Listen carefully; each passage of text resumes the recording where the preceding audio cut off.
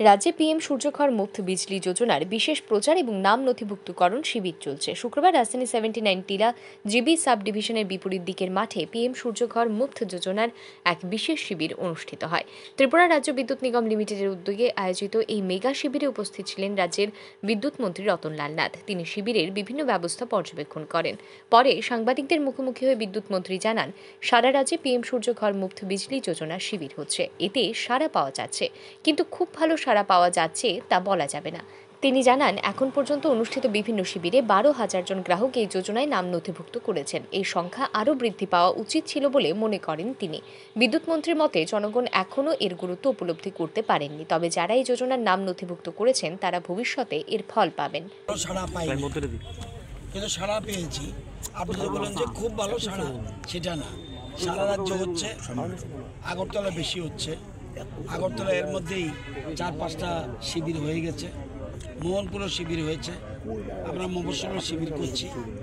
আজকে এখানে ভেন্ডাররাও আছে, ব্যাংক কর্তৃপক্ষ আছে, তারপরে রেজিস্ট্রেশন করাচ্ছে ডিপার্টমেন্টের লোক, তারা আছে, এবং সিএসসি যেটা সেন্টার, কল সেন্টার যেটা, ওরাও আছে।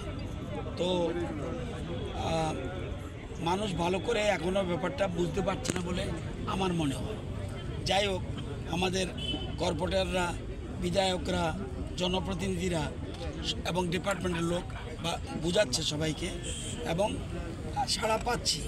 কিন্তু আরও বেশি আমরা চাই যে 50,000 আমাদের রেজিস্ট্রেশন হতে হবে ইমিডিয়েটলি, এবং এর মধ্যে মাত্র বোধহয় আমাদের 12,000-এর মতো রেজিস্ট্রেশন হয়েছে। তো আরও বেশি রেজিস্ট্রেশন হতে হবে। তো যদিও বেশি আগরতলায়, এবং যারা নিয়েছে তারা এটার ফল বুঝতে পারবে। এই মেগা শিবিরে উপস্থিত রাজ্য পুলিশের একজন অবসরপ্রাপ্ত ইন্সপেক্টর তিনি জানান, তিনি 2024 সালের জুন মাসে নিজ বাড়িতে পিএম সূর্যঘর মুফত বিজলি যোজনার মাধ্যমে 4 কিলোওয়াট ক্ষমতা সম্পন্ন সোলার প্লেট বসান। এতে ওনার খরচ হয় 2,60,000 টাকা। কেন্দ্রীয় সরকারের ঘোষণা মতো এর থেকে সাবসিডি পান 85,800 টাকা।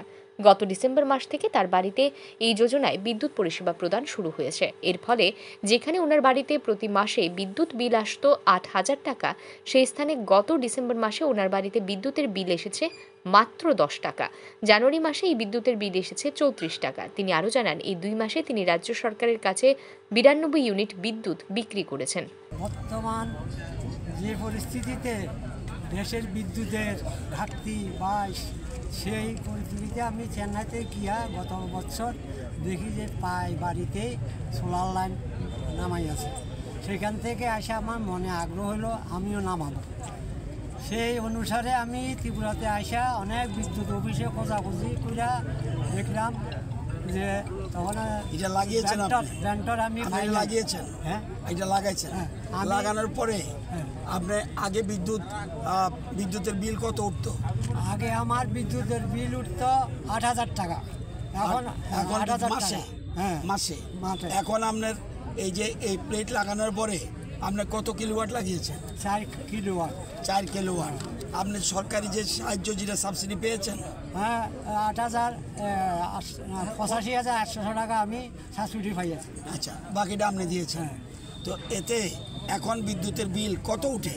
এখন গত ডিসেম্বরে 10 টাকা, আর এই জানুয়ারিতে 34 টাকা। যে 2টা মিটার চার্জ দিতে হয়, এখন আমার জিরো চলছে।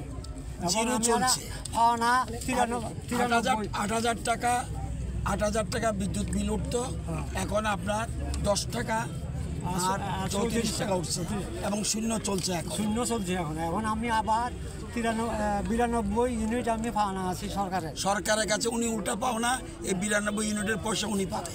অন্যান্য শিবিরগুলির মতো এই শিবিরেও বিদ্যুৎ নিগমের আধিকারিক, সোলার প্লেট স্থাপনের ভেন্ডার এবং বিভিন্ন ব্যাংক কর্তৃপক্ষ উপস্থিত ছিলেন। এই শিবিরকে কেন্দ্র করে গ্রাহকদের উপস্থিতি ছিল লক্ষণীয়।